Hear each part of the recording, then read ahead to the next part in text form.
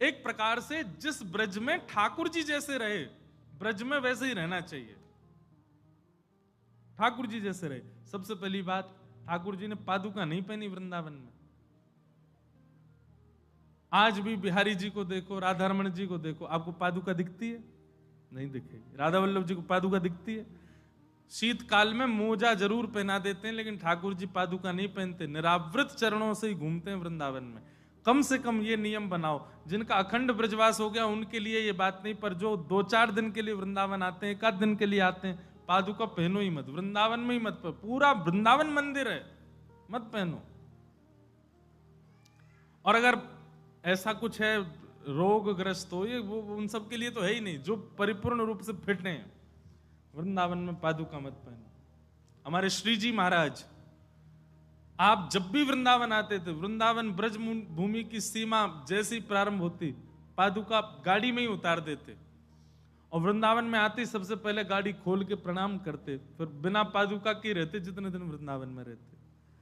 उनके मन में ऐसी भावना थी। ऐसा कोई वाद्य नहीं है, कोई जबरदस्ती नहीं बोल रहे हैं कि आपको ये नियम धारण करना ही है, पर उनकी भावना ऐसी थी कि भैया जा भूमि पे हमारे नंद नंदन निरावृत चरणों से बैठे हैं, हम वहां पादुका क्यों पहने।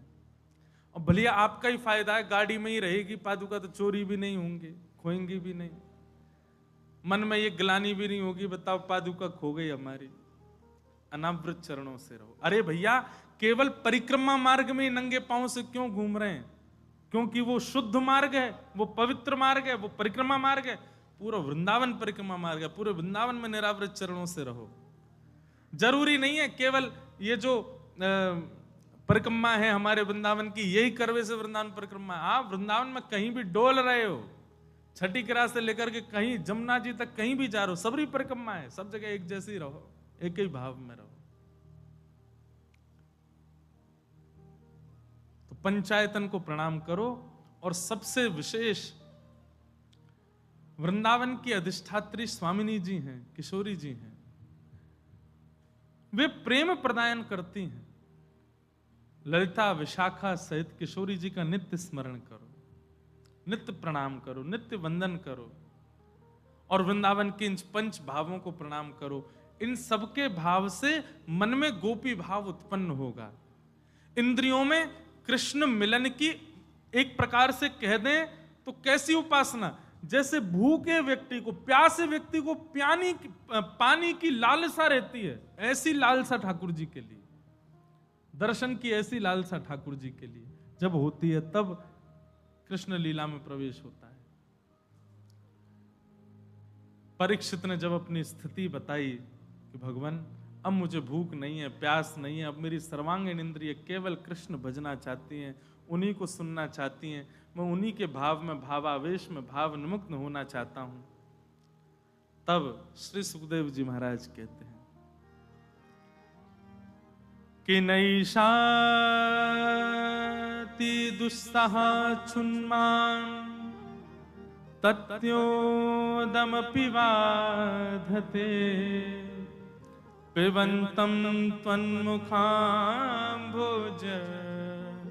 च्युतं हरिकथामृतं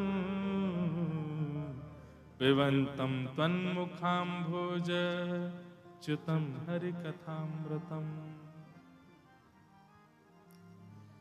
परीक्षित जी कहते हैं, भगवान आपके मुख से जो श्रीमद् भागवत की कथा, जो ये रस के बिंदु टपक रहे हैं ना, इन रस बिंदुओं से ही ना जाने अमृत तुल्य कार्य हो रहा है। मेरी समस्त इंद्रियां शांत होती जा रही हैं, मेरी समस्त इंद्रियों को ठौर मिलती जा रही है।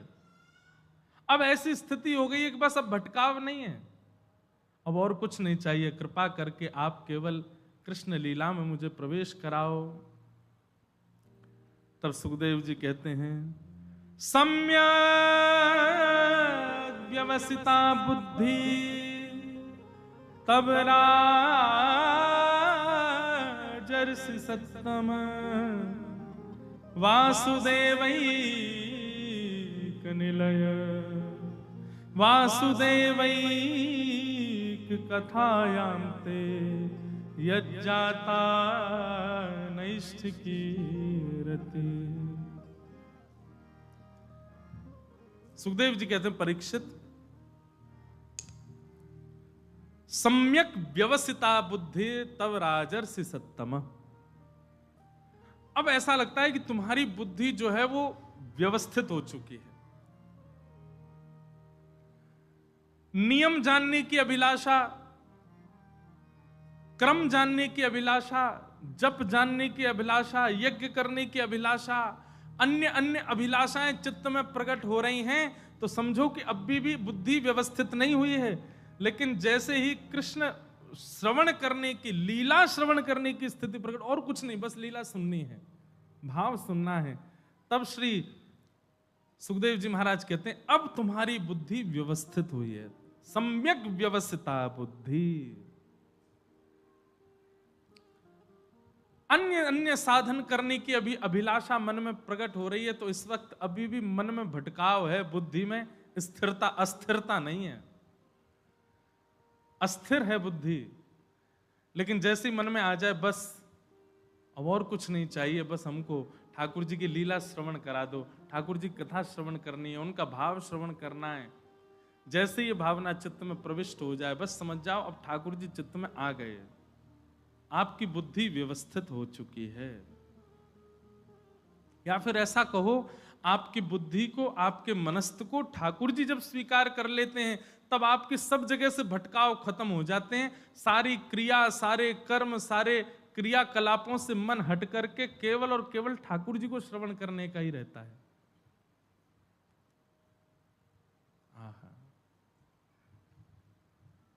स्वामी श्री हरदास जी का एक भाव याद आया। जब वृंदावन में कुंज बिहारी लाल प्रकट हुए, वृंदावन बिहारी लाल प्रकट हुए, तो प्रकट होकर के जब ठाकुर जी को कुंज में विराजमान किया, सघन कुंज में पंचामृत अभिषेक होने लगा बिहारी जी का, सब लोग जय जयकार करने लगे, बधाई गायन करने लगे। इतने में ही कुछ ब्राह्मण पंडा जन आ गए और आकर के स्वामी जी कहे, हे बाबा, ठाकुर जी तेने उठाते ही बैठा दिए, अभिषेक कर दिए और प्राण प्रतिष्ठा तो करा ही नहीं, प्राण प्रतिष्ठा तो करवा। तो स्वामी जी महाराज बोले, भैया प्राण प्रतिष्ठा उनकी होती जिनमें प्राण नहीं हो, हमारे बिहारी जी में तो प्राण है। बोले ऐसे कैसे बाबा, तू जो बोल रहे हो सोई थोड़ी बात चले, हमारी ब्रजवासी की तो बात। अच्छा, ब्रजवासी बोलते ही ऐसे हैं, जो ब्रजवासी ऐसे नहीं बोल रहा आपसे, समझो आप में कोई कमी थी, इसलिए आपसे ऐसे बात नहीं करी उसने। स्वामी जी से ही ऐसे बात करने लगे। बोले कि अरे बाबा, तेने कोई की मानी नहीं, ऐसी बैठा दिए तेने बिहारी जी। ले अभी जन्माष्टमी चल रही है ना, ठाकुर जी रो रहे हैं।